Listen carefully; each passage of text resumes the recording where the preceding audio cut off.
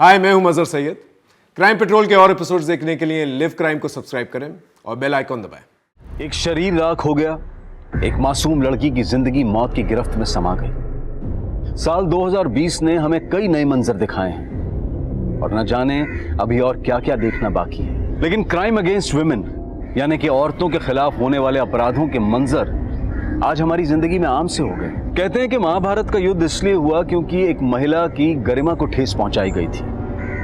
अगर महिलाओं के खिलाफ हिंसा का दौर यूं ही चलता रहा तो आने वाले वक्त में हम कई और महाभारतों के साक्षी बनेंगे। आज का ये केस भी एक महिला के साथ हुई अमानवीय हिंसा से जुड़ा है। यूपी के कानपुर शहर में घटी ये वारदात कैसे एक नेशनल इशू बनकर उभरी, आइए देखते हैं। कहते हैं प्रतिभा की कोई उम्र नहीं होती। इसी बात को कानपुर के आरपी इंजीनियरिंग कॉलेज के 3 विद्यार्थियों ने साबित कर दिखाया है। इन्होंने यूनिक स्पेस इनोवेशन की राष्ट्रीय प्रतिस्पर्धा के लिए एक थ्योरेटिकल मार्स लैंडर बनाया है। अब ये प्रोजेक्ट स्पेस रिसर्च इंस्टीट्यूट तक भी पहुंच गया है और वहां वैज्ञानिकों के साथ मिलकर ये विद्यार्थी रनिंग मॉडल बनाने पर काम करेंगे। रिमी, तुम इस टीम की लीडर हो, कैसा लग रहा है तुम्हें? बहुत प्राउड फील कर रहे हैं। अक्सर छोटे शहरों के बच्चों को अंडर एस्टिमेट किया जाता है। हम उम्मीद करते हैं कि हमारी ये जीत उन सभी बच्चों को प्रेरणा देगी जो छोटे शहरों से आते हैं। मुकुंद, तुम कुछ कहना चाहोगे? मैम, हमें शक था, मतलब हमें यकीन था कि हमें यकीन। मैडम, मुकुंद कहना चाह रहे हैं कि हम सब ने बहुत मेहनत की इस प्रोजेक्ट को बनाने के लिए और हमारी पूरी उम्मीद है कि हम जल्दी मार्स लैंडर का मॉडल एसआरए के सामने प्रेजेंट करेंगे। मुकुंद, माइक देख के तुम ऐसे नर्वस हो गए थे जैसे तुम्हारे सामने किसी ने बंदूक रख दी हो। हाँ, हंस लो, लेकिन अगली बार देखना, अगर माइक के सामने खड़े रहेंगे ऐसा फर्राटेदार जवाब देंगे ना कि तुम भी देखते रह जाओगे। ओके। हाँ, देख लेना।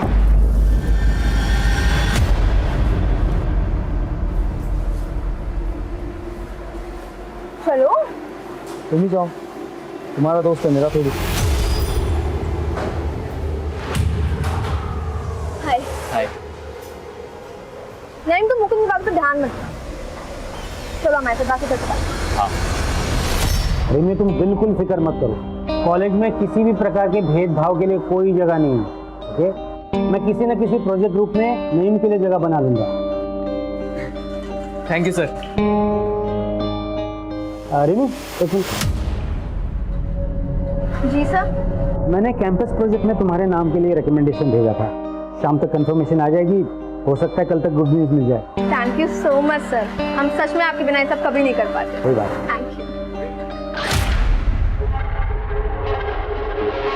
सॉरी, एक्चुअली जल्दी में भूल गया। लोग सही कहते हैं, प्रोफेसर एब्सेंट माइंडेड होते हैं। ओके। क्या बात है रिमी, हमारा आइडिया चोरी करके बड़ा नाम बटोरा जा रहा है। ये क्या बदतमीजी है रघु? अब कितनी बार बताए तुम्हें, वो तुम्हारे अकेले का आइडिया नहीं था, टीम का था। हम एक टीम थे, तुम्हें अलग रास्ता चुनना था, तो उसमें हमने कुछ गलत नहीं किया। और उल्टा वो जो तुम गंदी हरकत करने जा रहे थे। रिमी, तू भी कोई दूध की धुली भी नहीं है। लड़की होने का अच्छा फायदा उठाना जानती है तू। तुम कहना क्या चाहते हो? अब भोली बनने का नाटक मत कर। किस किस को नहीं फंसाया तूने अपनी खूबसूरती से? मुकुंद नहीं, यहाँ तक कि प्रोफेसर बासु।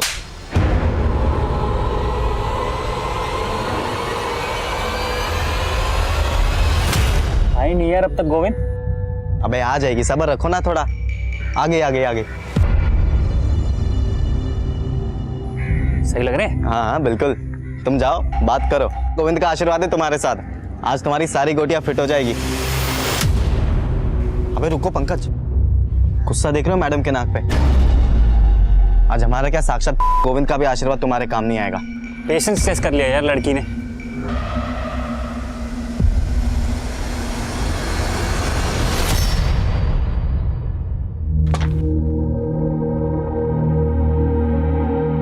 कहाँ जा रही हो डिम्पी दी? घर, और कहाँ? एक ही दिन की तो बात है, कल चलते हैं ना दोनों साथ में। वैसे भी बासु सर ने मेरा कैंपस सिलेक्शन में नाम दिया है, कल तक कंफर्मेशन आ जाएगा, फिर चलेंगे। रिमी, हम अब नहीं रुकने वाले हैं। एक हफ्ते से तो रुके हुए हैं यहाँ पे। पहले बोल रही थी प्रोजेक्ट हो जाने दो, अब कह रही हो कैंपस सिलेक्शन हो जाने दो। अरे तो इसमें हम क्या करें दी, इतने सारे काम हैं। अब वैसे तुम क्यों इतनी उतावली हो रही हो? तुम्हारे कहने का मतलब क्या है रिमी? हम जानते हैं कि तुम्हारा नाम अखबार में आया है और तुम्हें 2-3 मेडल भी मिले, लेकिन इसका मतलब ये नहीं है कि तुम्हारा काम इम्पोर्टेंट है और हमारा नहीं। हमने ऐसा कब कहा दीदी? तुम्हारा कहने का मतलब तो यही था ना रिमी। तुम ये बताने की कोशिश कर रही हो कि तुम्हारे पास प्रोजेक्ट है और हमारे पास नहीं। ठीक है, तुमको जो भी समझना है समझो, हमें तुमसे बहस ही नहीं करनी है।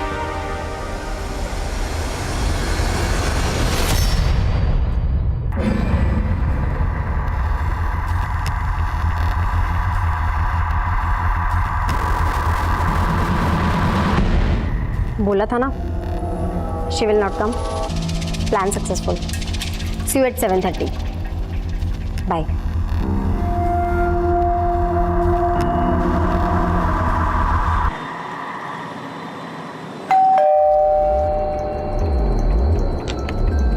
कौन है? अरे डिम्पी, इतनी रात को बेटा? हाँ माँ, बस लेट हो गई थी, लेकिन आप लोग अभी तक सोए नहीं। हम आपको डिस्टर्ब नहीं करना चाहते थे, इसलिए खुद से चाबी खोल के अंदर आ गए। और रिमी कहाँ है? वो उसे कुछ काम था तो वो कल आएगी। अरे तो तुम भी और एक दिन रुक जाती, कल उसी के साथ आ जाती। उसे क्यों अकेला छोड़ दिया? अच्छा आप चिंता मत करिए, हम फोन करके देखते हैं उसको। रिमी रिमी रिमी, इस घर में तो मेरी किसी को कदर ही नहीं, सिर्फ एक ही बेटी है। प्रदीप, हेलो।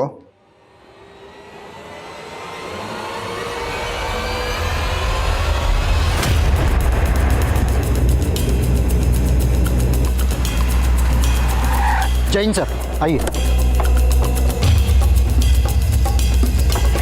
आइए सर। और सर एक बात है, इसका फोटो अखबार में पिछले हफ्ते आया था, कोई कंपटीशन जीता था इसने। सर अजीब बात है, रिमी के स्टमक और थाइस के बीच की बॉडी को जलाया गया। कातिल का इसके पीछे मोटिव क्या हो सकता है? पॉसिबल है कि रेप को छुपाने के लिए ये सब किया गया। और सर मोबाइल भी नहीं मिला। अशोक जी। जी सर। कुछ मिला? नहीं सर, बड़ी अजीब बात है सर, ना ही दरवाजे पे ना ही कहीं और घर पे कहीं एक भी फिंगरप्रिंट नहीं मिला है। किलर बहुत शातिर है। हाँ सर, लगता है बहुत ही सावधानी से उसने सारे फिंगरप्रिंट साफ कर दिए।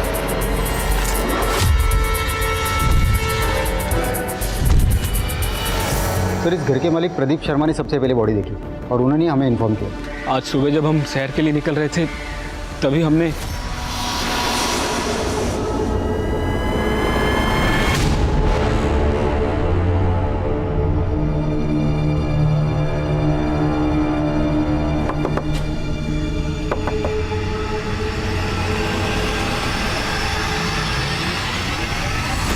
हम कसम से नहीं जानते साहब किसने किया ये सब। हमारा इसमें कुछ लेना देना नहीं है साहब। घबरा क्यों रहे? घबराता तो गुनहगार है। पुलिस क्या हुआ यहाँ पे? रिमी कहाँ है? रुकिए, आप आगे मत जाइए, रुकिए। अरे तो आप हमें अंदर क्यों नहीं जाने? हाँ मैं बताता हूँ क्या हुआ, लेकिन आप अंदर नहीं जा सकते। अरे रुकिए, दीजिए ना। रिमी।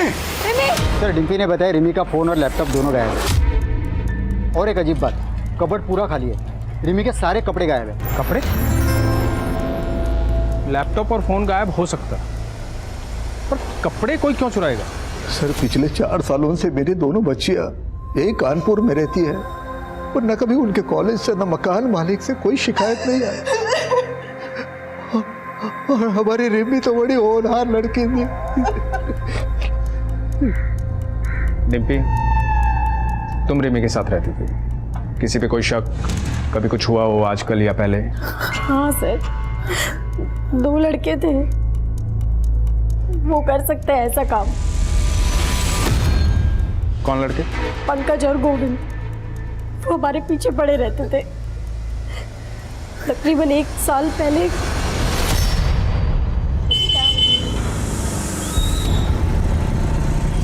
धूप में चलोगी तो ढल जाओगी। चलो हम छोड़ देते हैं। अरे लो, अब तो जगह भी बना दी। दीदी तुम क्यों सुन रही हो उनकी बकवास? रिमी, इन लोगों के मुंह लग के कोई फायदा नहीं है। अरे मुंह लगाओ तो सही, तभी तो पता चलेगा कितना फायदा है। अच्छा, उतारो चप्पल, लगाऊं तेरे मुंह? चुपचाप निकल जाओ यहाँ से, वरना अभी पुलिस को कॉल करती हूँ मैं। निकलो। सॉरी मैडम, हम तो डर गए। अच्छा सुनो, प्लान में चेंज। हम उन लोगों से इतना परेशान हो गए थे कि हमने वो मोहल्ला छोड़ दिया था, और जब हम यहाँ आए तो वो हमारा पीछा करते करते इस मोहल्ले तक आ गए। कहाँ रहते हैं पंकज और गोविंद, जानती हो? हाँ सर।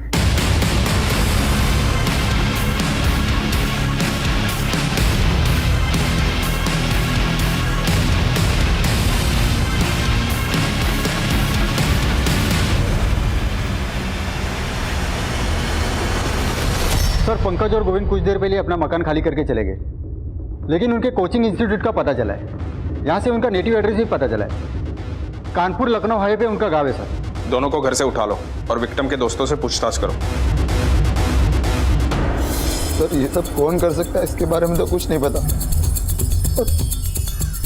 हमें तो अब तक यकीन नहीं हो रहा कि रिमी हमारे बीच में नहीं है। रिमी जैसी ब्राइट स्टूडेंट मैंने आज तक नहीं देखी। इतनी अच्छी बच्ची के साथ कोई इतना बुरा कैसे कर सकता है? हमें तो कुछ समझ में नहीं आ रहा। सर रिमी गुप्ता का फोन 2 घंटे पहले कुछ देर के लिए ऑन हुआ था, पर सर अजीब बात यह है कि लोकेशन उसी एरिया का है जहां पर वो रहती थी। क्या? एक काम करो, रिमी के फोन को सर्विलांस पे रखो, जो भी इंफॉर्मेशन आए अपडेट करो। यस सर रिमी की पोस्टमार्टम रिपोर्ट, उसका रेप हुआ था। बॉडी में डीएनए के ट्रेसेस नहीं मिले, लेकिन सर फेफड़ों में कार्बन के ट्रेसेस मिले। यानी रिमी को जब जलाया गया तब वो जिंदा था। और रिपोर्ट के मुताबिक रिमी की हत्या रात को तकरीबन 9 से 11 के बीच हुई।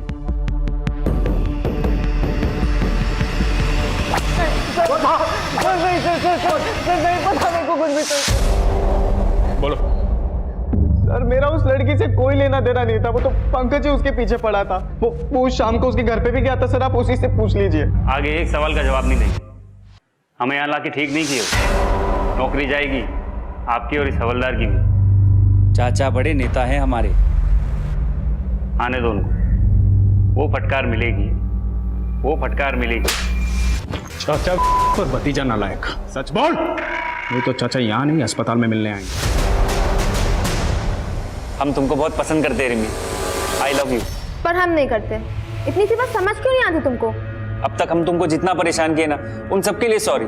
अगर तुम चाहते हो ना हम तुम्हें सच में माफ कर दें तो हमको स्टॉक करना बंद कर दो बस। चलो जाओ। इसके बाद हम वहाँ से वापस आ गए। हमें नहीं पता फिर वहाँ क्या हुआ। चाचा के भतीजे। बोल, तुम दोनों ने मारा उसे, बोल। नहीं साहब हमें कुछ नहीं पता साहब। ऐसे नहीं बोलने को।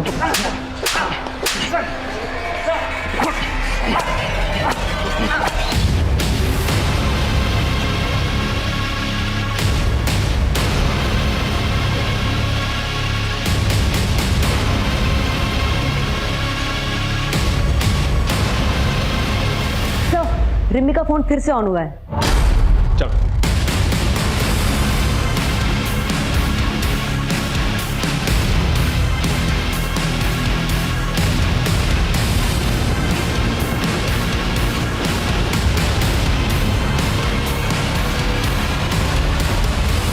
अरे पकड़ो इसे। अरे ये हमारा फोन है, फोन वापस दो। अरे रिमी दीदी का फोन अब हमारा है।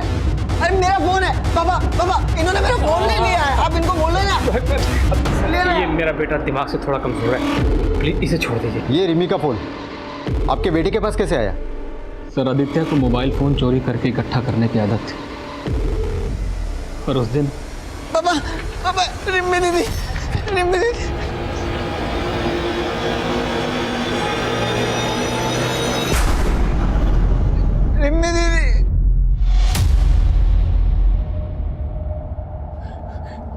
आदित्य बेटा तू घर जा। हाँ तू घर जा, बाहर मत निकलना। घर जा, शाबाश, घर जा। आदित्य आप रिमी को जानते हो? रिमी दीदी? हाँ रिमी दीदी। क्या किया आपने उनके साथ?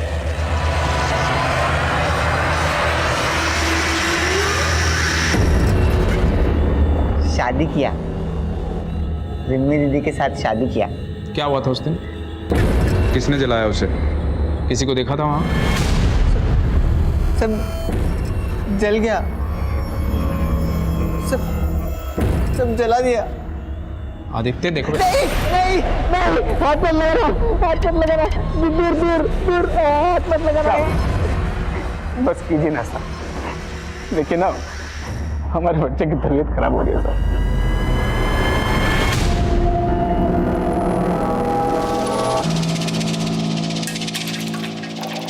सर आदित्य के पास हमें जितने भी मोबाइल मिले सब चोरी के थे।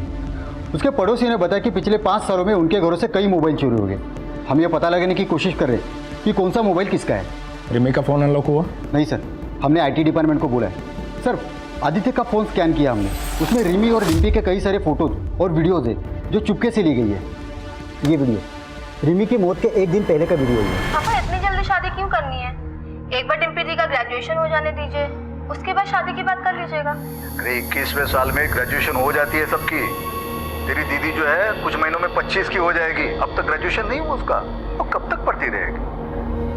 आपने अपने बयान में लिखवाया था कि आप रिमी से 2 हफ्ते पहले मिले थे। ये वीडियो रिमी की हत्या से 1 दिन पहले का है। मतलब आप कहना क्या चाहते हैं? मतलब आप हम पर शक कर रहे हैं? देखिए हम भी पुलिस में थे, आपको ये कहना कि हम ही ने हमारी बेटी को, देखिए हम 2 हफ्ते पहले मिले थे रिमी से। झूठ मत बोलिए इंद्रजीत जी, सबूत है हमारे पास। तो क्या सबूत है? ये क्या सबूत दिखा रहे हैं? हम जो बोल, हम झूठ बोल रहे हैं क्या? बताइए। एक मिनट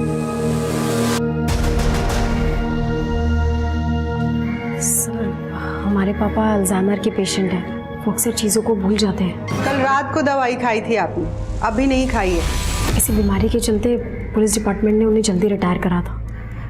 वो झूठ नहीं बोल रहे, वो इस घटना को भूल चुके हैं। ठीक है, इंद्रजीत, आदित्य और प्रदीप और वो दोनों लड़के गोविंद और पंकज, इन सब के काले चिट्ठे निकालो। कातिल इनमें से कोई है। सर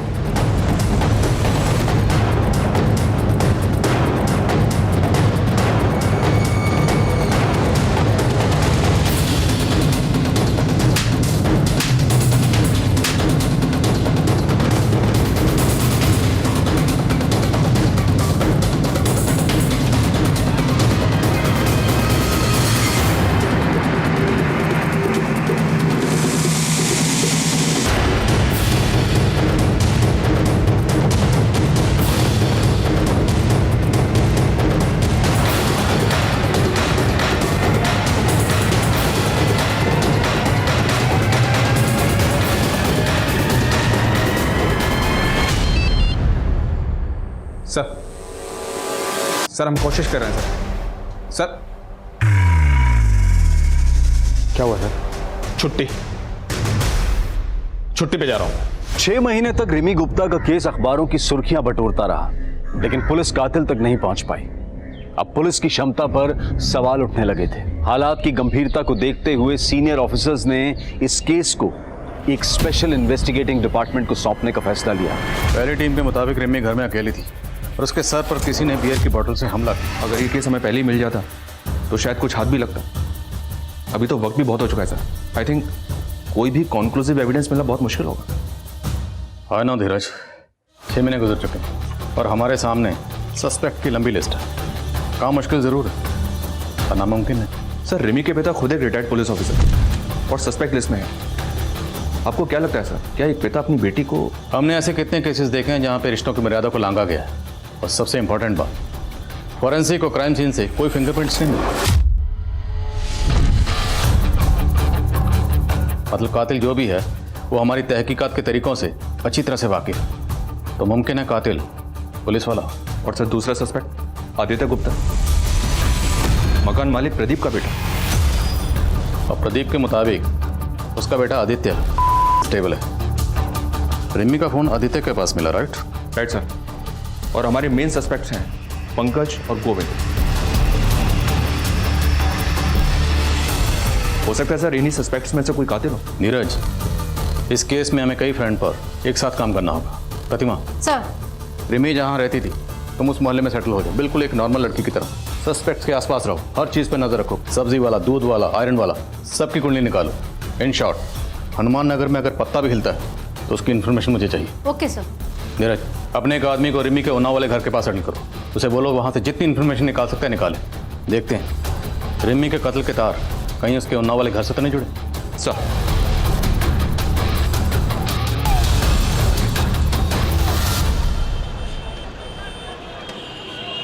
एक पिता अपनी बेटी को सपनों की ऊंची उड़ान उड़ता हुआ देखना चाहता था, लेकिन आज उसकी तस्वीर के सामने बेबस और लाचार खड़ा हुआ है। कभी खुद पुलिस डिपार्टमेंट का हिस्सा रहे इंद्रजीत गुप्ता आज अपनी बेटी को ही न्याय दिलाने के लिए दर दर भटक रहे हैं।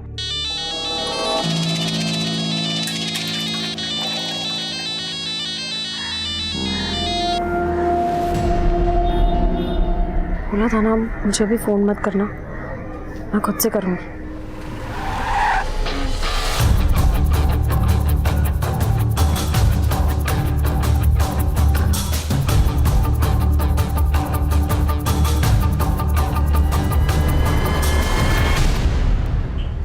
कौन सी नई बात बताया अब आपको? जो कुछ भी हमें मालूम था सब तो बता दिया। फिर भी कोई ऐसी बात जो आप लोग बताना भूल गए हो? कुछ भी, कोई भी छोटी बड़ी बात रिमी से जुड़ी हुई? सर, आदित्य हमारे लैंडलॉर्ड का बेटा अक्सर अजीब हरकतें किया करता था। पहले हमने इस बारे में कभी ध्यान से सोचा नहीं, लेकिन अब सोचते हैं तो लगता है कि अब क्या लगता है? ऐसा लगता है कि रिमी के लिए उसके अंदर एक जुनून और एक दीवानापन था। अरे डिम्पी, तू कब आई कॉलेज से? रिमी कहाँ है? ये लोग कौन? हमारे पापा अल्जाइमर के पेशेंट हैं, वो अक्सर चीज़ों को भूल जाते हैं।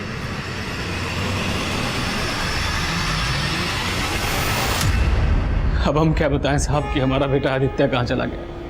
पुलिस में भी कंप्लेन लिखवाई है, लेकिन पुलिस भी उसको ढूंढ नहीं पा रही। चला गया मतलब?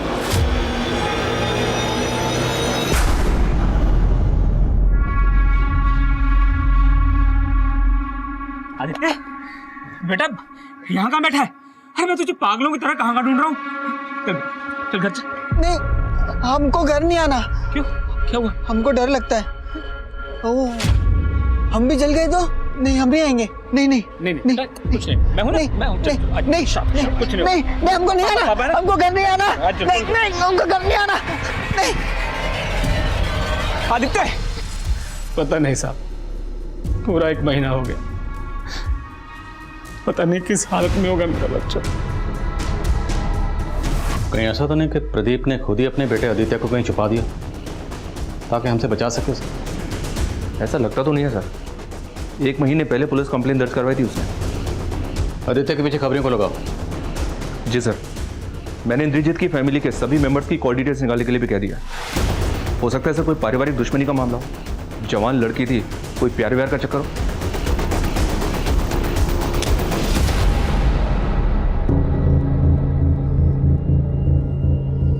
रिमी का कत्ल हनुमान नगर में हुआ, जहां पर वो किराए पर रहती थी। उस वक्त उसके पेरेंट्स उन्नाव में थे। रिमी एक कॉलेज स्टूडेंट थी, और आजकल के बच्चे अपनी पर्सनल बातें अपने फैमिली मेंबर्स की बजाय अपने फ्रेंड से ज़्यादा शेयर करते हैं। लेकिन पिछली टीम ने ना तो रिमी के किसी दोस्त के बारे में, ना टीचर के बारे में, और ना ही कॉलेज के बारे में कोई इन्फॉर्मेशन नहीं दी।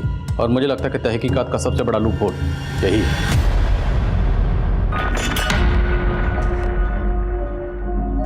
रिमी पूरे कॉलेज में बहुत फेमस लड़की थी, और मैकेनिक्स में अकेली लड़की थी वो। स्टार्टिंग में सबने उसका बहुत मजाक उड़ाया, लेकिन फिर जब हमारा प्रोजेक्ट मास लैंडर रिसर्च के लिए फाइनल हुआ, तब सबकी बोलती बंद हो गई। मुकुंद, क्या कॉलेज में कोई ऐसा है जो रिमी की सक्सेस से जलता था? सर, रघु।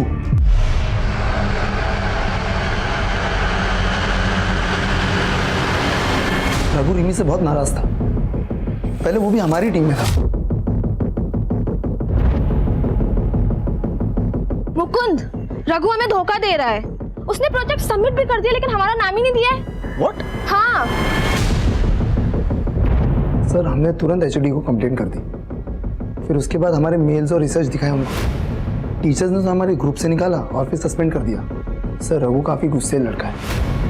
जब हमारी टीम को फर्स्ट प्राइज मिला, वो भौंकला गया और उसने रिमी को धमकी भी दी। इसका बदला हम जरूर लेंगे।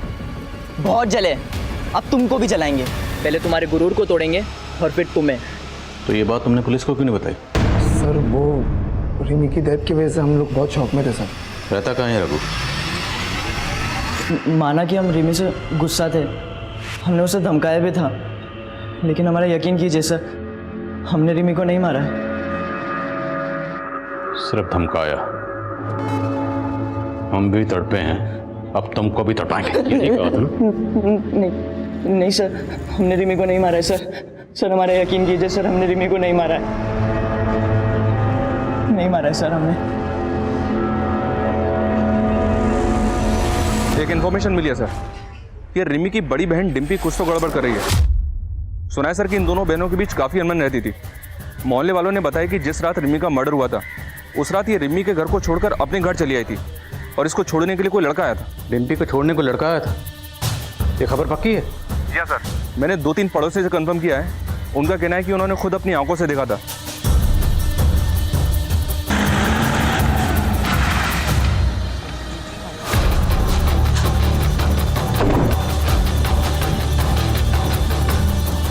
डिम्पी झूठ मत बोलना, कातिल की रात तुम किस लड़के के साथ थे? सब हम किसी लड़के के साथ नहीं थे, हम तो सीधा कानपुर से बस लेके अपने घर आए हैं। लगता है तुम्हें भी अपने पापा की तरह भूलने की आदत हो गई। लेकिन एक बात याद रखना, जितना ज्यादा झूठ बोलोगी उतना ज्यादा फंसोगी। सर हम उस रात अपने बॉयफ्रेंड नील के साथ थे। कानपुर से कितने बजे निकले? शाम को 7 बजे। घर कितने बजे पहुंचे? करीबन 12 बजे। हमारी बहन रिमी का कत्ल हुआ 9 से 11 के बीच। इस बीच कहाँ थे? वो नील का जन्मदिन था, हम उसी के साथ थे। सर उस रात हमारा जन्मदिन था, तो मैंने और डिम्पी ने डिसाइड किया कि हम दोनों मेरे घर पर कुछ टाइम स्पेंड करेंगे और उसके बाद मैं अपनी गाड़ी से डिम्पी को उसके घर उन्नाव छोड़ दूंगा। इस नील के कॉल रिकॉर्ड्स निकलो, देखते हैं इसकी बात में कितनी सच्चाई है। सर क्या आपको लगता है कि रिमी की मौत की जिम्मेदार उसकी बहन डिम्पी है? खून के रिश्ते कितने भी गहरे क्यों ना हो, लेकिन नफरत और जलन की आग किसी भी रिश्ते को जलाकर खाक कर देती। डिम्पी ने हमारे सामने आदित्य का नाम दिया। हो सकता है उसने खुद से और अपने बॉयफ्रेंड नील से ध्यान हटाने के लिए किया। तो रिमी की मौत की वजह डिम्पी की जलन है, बात कुछ और है। पंकज और गोविंद पिछली टीम के ये प्राइम सस्पेक्ट थे, लेकिन इन दोनों का नाम भी डिम्पी ने लिया था। उठाओ इन दोनों। तुम्हारी वजह से हमें यहाँ बार बार लाया जा रहा है। हमें भी पता है तुम हमें दोस्त दोस्त बोल कर ना हमारे आगे पीछे काहे घूमते हो, समझे? अब ज्यादा जबान चलाई ना तो उखाड़ के जेब में डाल देंगे। क्या बोले बे? क्या करोगे बे? अबे एक तो गलती तुम करो, सदा हम भुगते हैं। हाँ सब तुम्हारे।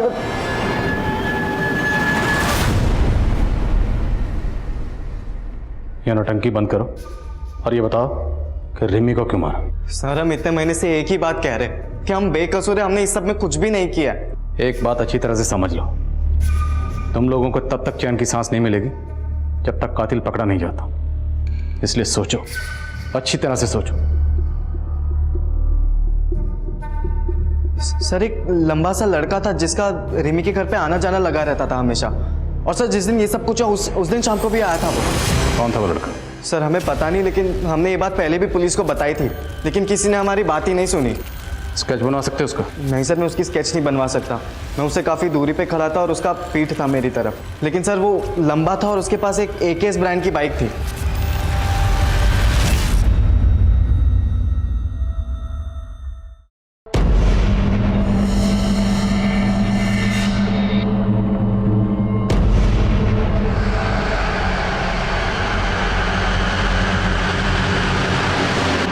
संदिग्धों की लंबी लिस्ट में एक और व्यक्ति शामिल हो गया था, जिसका ना तो कोई नाम था और ना ही कोई चेहरा, लेकिन पुलिस पूरी शिद्दत के साथ हर नए उभरते एंगल को टटोल रही थी। एक तरफ पुलिस एक एक कड़ी जोड़ रही थी और वहीं दूसरी तरफ रिमी के परिवार वाले धीरे धीरे अंदर ही अंदर टूटते जा रहे थे।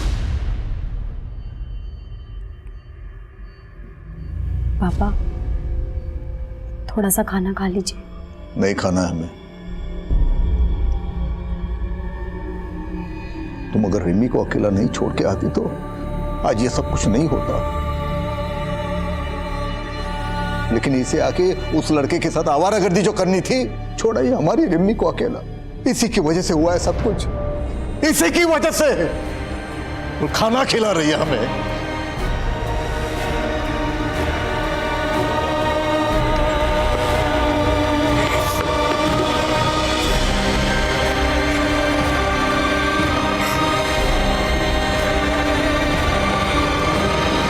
डम डेटा से कंफर्म हो गया, रिमी का जिस रात को कत्ल हुआ उसी रात रिमी के मोहल्ले में नईम सरफराज नाम के लड़के का फोन एक्टिव था। नईम सरफराज ये रिमी का दोस्त है ना? हाँ सर, हम उस शाम रिमी के घर गए थे, उसे कॉन्ग्रेचुलेशन कहने। उसका कैंपस सिलेक्शन जो हो गया था। रिमी के तो और भी बहुत दोस्त थे, तो सिर्फ तू ही क्यों गया? सर हम और रिमी एक दूसरे से बहुत प्यार करते थे। नईम क्या हुआ? मिठाई लाए हो? क्या बात है? किसी मिठाई की शॉप में पार्ट टाइम जॉब कर ली है? बताते हैं, पहले अंदर तो आने दो। अरे अब बताओ भी। सबसे पहले तो ये मुंह मीठा करो। बात ये है, जो हमारी मोहतरमा है मिस रिमी गुप्ता, उनका कैंपस सिलेक्शन हो गया है, वो भी एक मल्टीनेशनल कार मैन्युफैक्चरिंग कंपनी में। क्या? Oh my God, I'm so happy.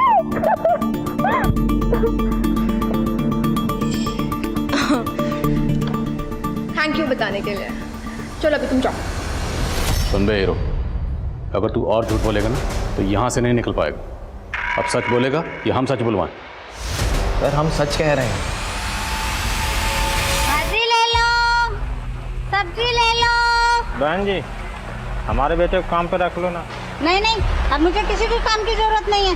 रख लो बहन जी, पैसे की बहुत जरूरी है। सब ऐसे ही बोलते हैं। मेरे सामने बैठ के रोता था राजू, देखो क्या हुआ, 2 महीने का एडवांस लेकर भाग गया।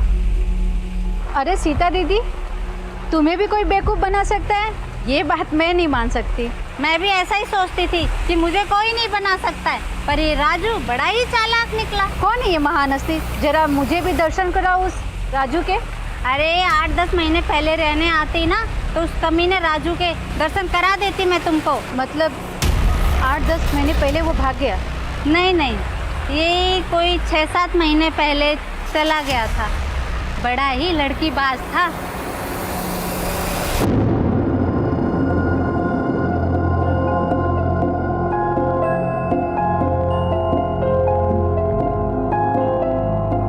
ए राजू, कहाँ जा रहा है? काम नहीं करना?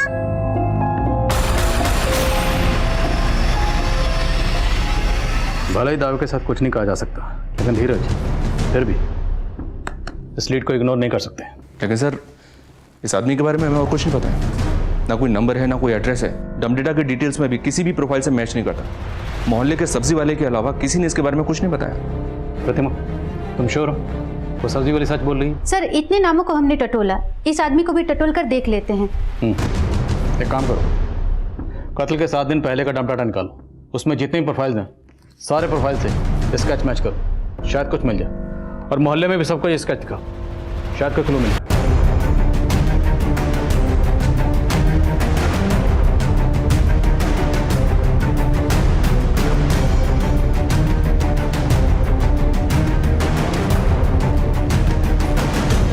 सर, राजू से मिलता जुलता एक आदमी मुंबई के सीसीटीवी में चोरी करता हुआ कैप्चर हुआ है। मुंबई पुलिस ने इसके साथी को तो पकड़ा, पर यह भाग गया। मुमकिन है यही शख्स रिमी का कातिल हो। हमें मुंबई चलना होगा। ये उस चोरी का सीसीटीवी फुटेज बहुत ही ग्रेनी है, पर शायद आपके काम आ जाए। और एक बात, आप जिसे राजू कह रहे हैं उसका असली नाम योगेंद्र है। उसी का साथी गौतम ने हमें खुद बताया। हम गोरखपुर के रहने वाले हैं साहब, और योगेंद्र हमसे कुछ महीनों पहले कानपुर के स्टेशन पे मिला था। और योगेंद्र बालीपुरवा देवरिया का रहने वाला है, और उसी के आसपास हमारा गांव भी पड़ता है, तो इसी बात पे दोस्ती हो गई। और योगेंद्र ही हमको मुंबई लाया था, चोरी का प्लान बनाया था। खुद तो पूरा माल लेके फरार हो गया और हम फंस गए यहाँ। बालीपुरवा में कहाँ रहता है? एड्रेस मालूम है उसका? नहीं साहब, ना हमने कभी पूछा और ना कभी उसने बताया।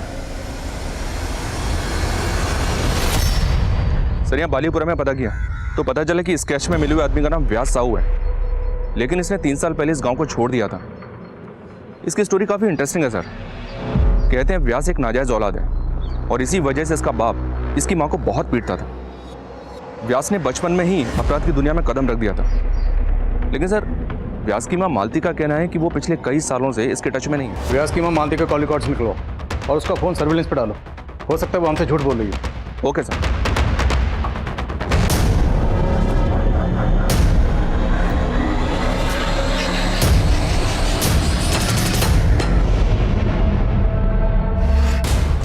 सर, व्यास की माँ मालती को लखनऊ से एक नंबर से 3 बार कॉल आया है। ये खबर पढ़ो। 2 दिन पहले लखनऊ में स्वाति नाम की लड़की का रेप किया गया, बिल्कुल वैसे ही जैसे रिमी का हुआ। यानी कि योगेंद्र उर्फ राजू उर्फ व्यास शायद इस वक्त लखनऊ में? करेक्ट। लखनऊ पुलिस से कांटेक्ट करो, इससे पहले वो वहाँ से फरार हो, हमें से पकड़ना। सर, जिस नंबर से व्यास की माँ को कॉल आ रहे थे वो आपके एरिया में ही एक्टिव है। व्यास शाहू आपके आसपास ही है।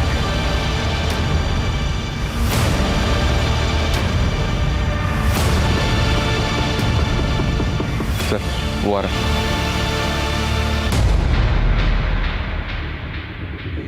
रुक, इधर आ। अरे आना। राजू उर्फ योगेंद्र उर्फ व्यास साहू, बहुत शौक है ना तुझे लोगों को तड़पाने का, अब तू तड़पेगा।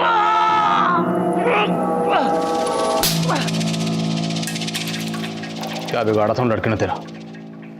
क्यों मारा उन्हें? पता नहीं साहब, हमको मजा आता था। हम सोचे कि सब लोग अपने मन का करते हैं तो हम भी करेंगे, इसीलिए किया सब। रिमी,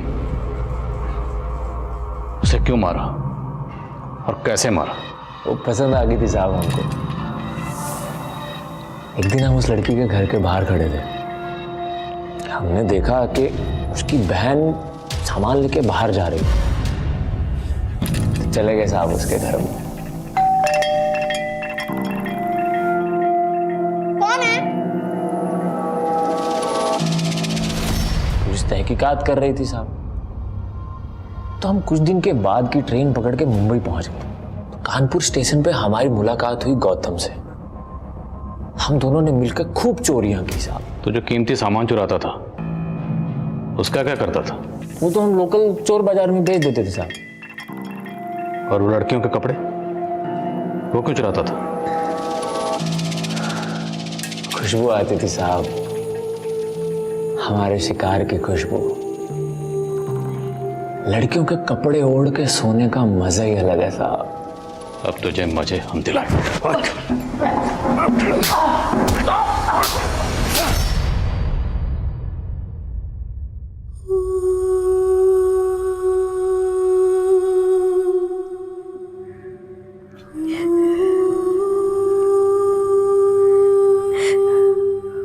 मुझे माफ कर दीजिए पापा।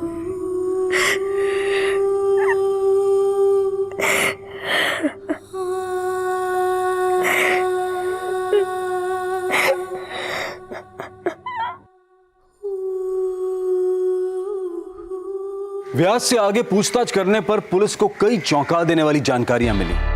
व्यास ने अलग अलग शहरों में 10 लड़कियों का बलात्कार और कत्ल किया था। उसके घर से तकरीबन 200 लड़कियों की ड्रेसेस बरामद हुई। व्यास की मानसिक स्थिति की भी जांच करवाई जा रही है। आदित्य के पास रिमी का फोन कहां से आया, यह भी एक राज बना हुआ था। पुलिस का अनुमान था कि शायद भागते वक्त कातिल के हाथों से फोन गिर गया होगा और आदित्य ने आदतवश उसे उठा लिया होगा। रिमी जैसी होनहार लड़की के साथ जो हुआ वो काफी अफसोसजनक है। एक समाज की प्रगति काफी हद तक इस बात पर निर्भर करती है कि उस समाज की महिलाएं कितनी सुरक्षित हैं, और महिलाओं को एक महफूज माहौल मुहैया कराना समाज का दायित्व है। अगर आज के दौर की बात करें तो CCTV cameras, alert security staff और डे नाइट पेट्रोलिंग, ये सभी चीजें क्राइम अगेंस्ट वुमेन पर काबू पाने के लिए बहुत ही असरदार साबित हो सकती हैं। हर राज्य, हर जिले, हर गांव, हर शहर की पुलिस को इन मुद्दों पर ध्यान देना चाहिए ताकि हमारे देश की महिलाएं डर और दहशत के माहौल से परे आत्मविश्वास की जिंदगी जी पाएं। अब मैं अनूप सोनी आपसे विदा लेता हूं, फिर मुलाकात होगी क्राइम पेट्रोल सतर्क में एक और नए केस के साथ। तब तक अपना और अपने परिवार का ख्याल रखें, सतर्क रहें, सुरक्षित रहें और देखते रहें क्राइम पेट्रोल सतर्क। जय Hind. For more updates, subscribe to our channel, click the show links and enjoy watching the videos.